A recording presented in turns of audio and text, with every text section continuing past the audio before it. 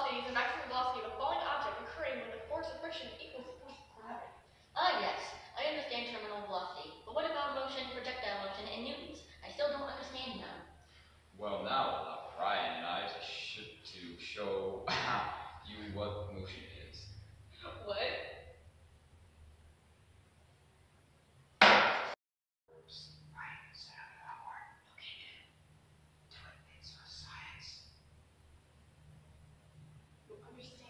Me and Shannon can hear you. There's really no point in whispering. Ryan, so. Alright, whatever.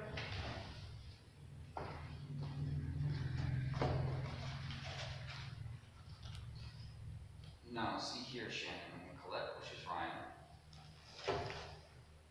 As you can see, the longboard Ryan sitting on was moving forward. It was in motion. Motion is the action or process of moving or being moved. Okay, cool beans. I understand motion now, but I still don't understand some of those other things like newtons and projectile motion. Oh, projectile motion. Let me show you an example. Okay.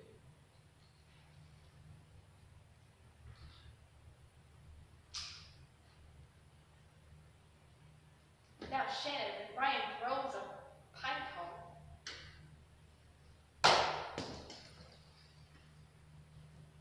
you see how the pine cone follows the curved path to the ground instead of just continuing the path it was traveling on and pulling Ryan in the face? Yeah, I think so. That path is called projectile motion. See, when the ball was thrown, it moved horizontally and then had a sloped vertical drop. Also, the pine cone also responded to the force of gravity. The pine cone's projectile motion is a combination of the downward force of gravity and the horizontal motion of velocity. This combination of horizontal and vertical motion causes the pine cone to follow a curved path. Okay, then I did not know what you just said. Okay. Figuring it out. I'm still struggling with friction, force, and newtons.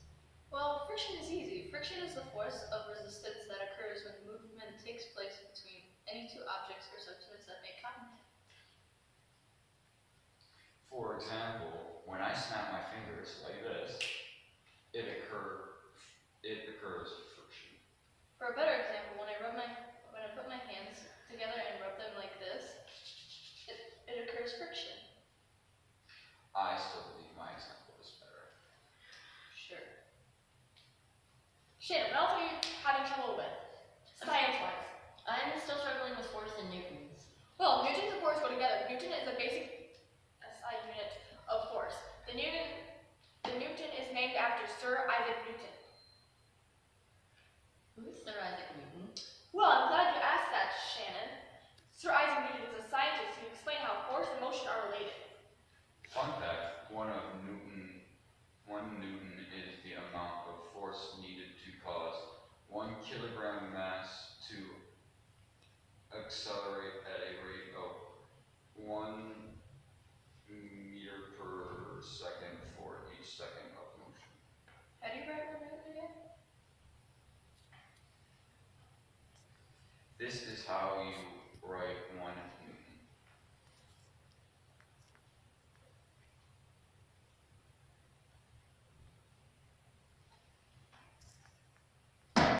Some of this science junk, but I still have some questions. Like, what does the weight of an object depend on? you better be taking notes.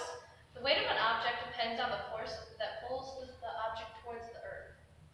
Do you know what the force is? It's gravity, right? Correct! Finally, Shannon's learning something. Yes, I understand what gravity is, but I'm still confused on force. Yes, force. So when you put your hand out of the car window, you feel the wind against your hand. You're constantly affected by some kind of force. A force is. The push or pull that stops or changes direction of an object. Whenever someone talks about the force, I usually think of the force from Star Wars. Hey guys, want to hear Star Wars fun?